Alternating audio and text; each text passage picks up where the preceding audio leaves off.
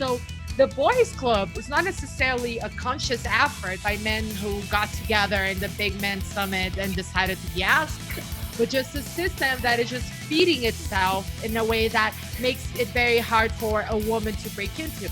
We seem to seek permission to do these things. We seem to seek permission to have these roles, to say the things that we need to say, or, and that's why I really do love the idea of confronting people.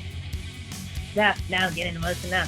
But even like right before my fight, when Ahmaud Arbery, when he got shot, it freaked me out because like when I jog, when my hair's out, I look like Ahmaud Arbery.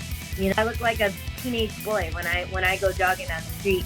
And to think that like something that I do daily could get me shot just because I look suspicious, and the fact that I look suspicious is because I'm black, like that just destroyed me. Black people getting killed by police in Muhammad Ali's day, as Randy pointed out, that's what brought Malcolm X to Los Angeles. Black people getting killed by police in 1999, that's what pushes Prince into becoming a historian and helping give us Blood Brothers, which is an amazing book. If you guys haven't read it, please read it. And 2020, I don't know if we're allowed to swear on here, but we're still protesting this shit. People talk about Colin Kaepernick and get upset when you try to compare it to Muhammad Ali, but I think the thing here that we forget is there was a long period of time where Muhammad Ali was hated.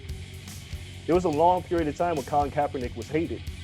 They don't love you until you're gone. I interviewed him for 3 hours, and we really did have a great connection. I had Thiago Alves, Malky Kawa, and Vanderlei Silva in the back of my car as well. So it's a pretty cool, like, if a street fight had broken out, I'd have just sat in the car and just chilled. You know what I mean? But I remember him saying, "My name's Conor McGregor, remember my fucking name."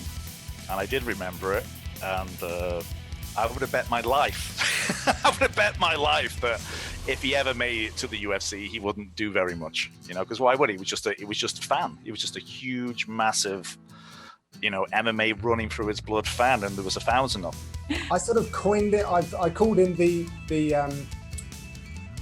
what did I call it? The Octagon Ranger, Octagon official, Octagon Ranger. Now some referees have actually pulled me up and said I don't want to be an Octagon Ranger. I'm like, I don't really care. I don't care. I was about 50% prepped on the show, and then the fights obviously moved around. We do a lot of voiceovers in advance. Unlike a lot of these other live event broadcasts, we're 7 hours. So this is like back-to-back Super Bowls every time we sit down to do one of these.